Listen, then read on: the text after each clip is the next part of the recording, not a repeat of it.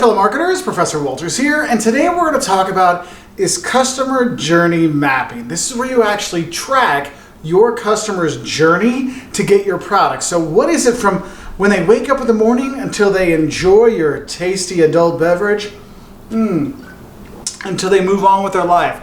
What are all the steps along the way? And so what we do is we track all the interactions between customers and our firm from the customer's perspective, okay? If you think about it, what are the steps along the way to get your morning coffee? The thing is, the customer gets up in the morning.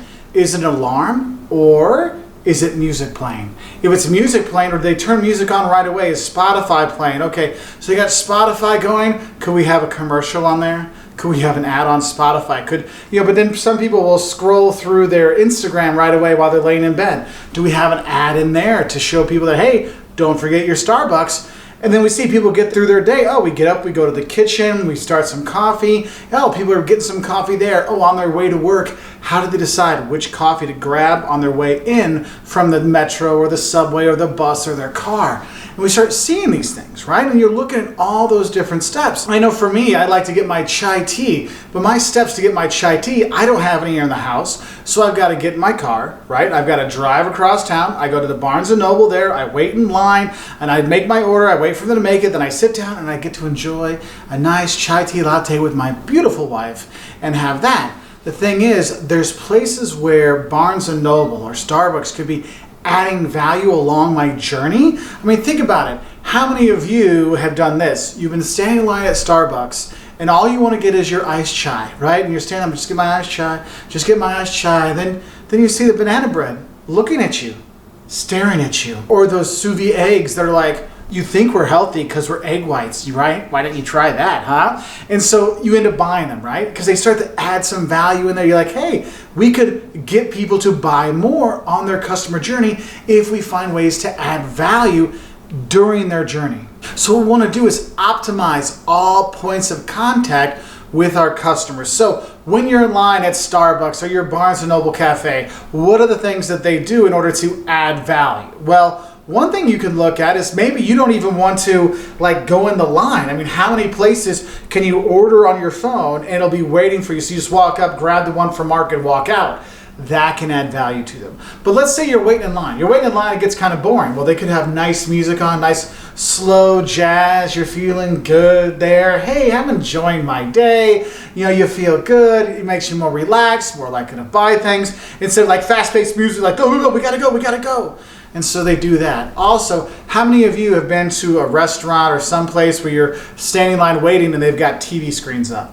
And they're showing TV things. And it might be a TV show, or they just have images of some of the different food going by. Kind of like when you go to McDonald's, they have all the pictures of the food up there. Because that could be adding value. Oh, I hadn't thought about trying that burger. Oh, is that new? And so we're doing things like that. But the thing is what we have to look at in this customer journey, we're also not just looking at all the ways we can add value, we're looking at a way where value is being lost. I mean, how many of you, when you drive to a place and you know they have very few parking spots, it actually turns you off from shopping there?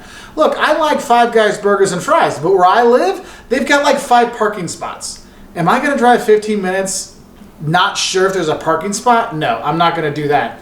So what do? Oh, we have a drive up, or you can call in and pick it up, or we can deliver it with Grubhub. They're finding ways to overcome those barriers, because when we look at the customer journey, we're looking at where we can add value, but also where value is getting lost, and what can we do to overcome that barrier?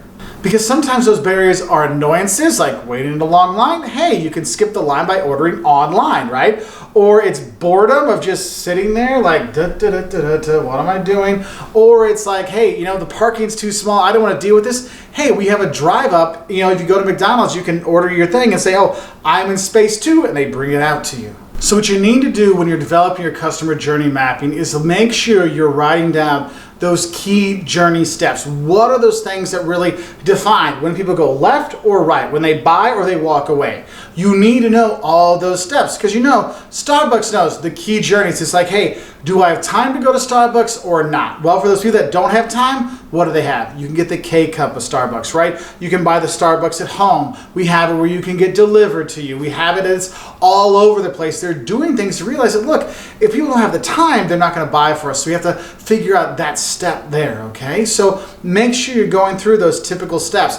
And if you know there's like 5 or 10 really important steps that where things can go left or right, make sure you're doing things to, add value or eliminate the barrier at that juncture. And the thing is when we're looking at this journey, we're looking at the actions that our customers are doing, but also we're looking at the decisions they're making, and also we're looking at the emotional journey they have. I mean, think about it in the morning. I mean, how many of you, if you have your morning coffee, you're not exactly the nicest person to deal with, right? I mean, it happens. I'm not judging anyone, but it's one of those things. And so we look at that emotional journey they go through. And so what we want to do is you could actually map it out, the happiness, upset factor, when we're going to be there. I mean, think about it. You go to McDonald's, you're like happy because you get there. Oh, I'm going to McDonald's. And then you see the line, and then you got to order. And then you're like, okay, I've got my order, and I'm waiting. And then it's like, oh, I'm 121, it's 120. Oh, I'm next. I get my food, yay! And I go sit down, I'm having my food, it's going great. And then, okay, I gotta drop my food off. And you can kind of see that emotional journey, the ups and downs. How can we make those downs not as bad? That's why you have the music at restaurants. How can we make the down journey of, oh, I gotta clean up my stuff. How do we make it easier? That's why some places they walk around. Culver's, they walk around and say, oh, you look like you're done. Would you like me to take your tray? Ah, thanks. Other things you might look at is like, oh man, I forgot to get the ketchup. Culver's, they go, hey, would you like some ketchup when they deliver the food to you? Oh yeah, I would. They get it for you to eliminate that barrier, that kind of like emotional down you might not have, or you might have if you don't have ketchup to go with your fries, or as my kid would do, cheese curds. It happens. I don't judge, okay? And so what we're doing is we're really trying to develop improvements that's going to improve customer satisfaction. That's why the Culvers, when they bring you your food, they ask, oh, do you need some mayonnaise? Do you need some ketchup? Do you need some marinara? What can I do for you? Because they saw that, look, that's when people are going to get upset. I love what I ordered, but I forgot the ketchup. I forgot the mayo for my fries or whatever. And they're seeing that, hey, we learned from this mistake. We learned from these issues. Let's make it a better overall customer journey by making sure we're fixing things in certain points. That's why when you're looking at customer journey, you're always talking to your customers, where could we improve? Where was things not so good? Where have we had some hiccups? And so what we end up doing is evaluating each one of these steps. And sometimes what you look at is you say, hey, look, is there some hiccup out there that we could eliminate? And going back to that whole ordering on your phone and just picking it up, it eliminated the hassle of the line. It eliminated the hassle of them misspelling your name, right? I mean, that was part of the great things of Starbucks. I always wondered, did they misspell people's name or misdo people's name on purpose? I mean, my name's Mark, and I don't think that's very hard to get right, but they get it wrong quite often, okay? So you have to think about these things. And so when we look at this customer journey, there might be different steps you want to look at, okay? You look at it in terms of when do they recognize the need, right? When do people figure out that, hey, I need this product or this service or this thing to happen for me to be happy? What are we doing there? Or maybe you have the step of people becoming aware of their options. Or there's this point where people orientate themselves. What is the high-end product? What is the low-end product? What is the medium product? What product's right for me? Or when they're kind of deciding when they're going to buy, or the purchasing behavior, or when they use it, or the aftercare service. All of these key steps you should know. What are the key points that are there? And what are the key activities that the firm should be doing? What are the key actions that the client are doing? What's the emotional experience that your client has at each one of these points? And also you might look at it, and that's where you're going to put in, hey, what are the perceived barriers at this point? What is keeping people from drinking that Starbucks in the morning? What are those? What's keeping them from drinking it at night? Oh, the caffeine. What if we come up with a product that eliminates that caffeine problem? Decaf Frappuccino. Or we might have caffeine-free sodas, or we might have food out there because people get all that fatty food in them like, oh, I could take a nap now. These kind of things you want to think about. And the thing is when you go through these steps, you're going to look at suggested improvements for each one of these things. Even if things are going well, you always want to think about, how can I make my strength stronger?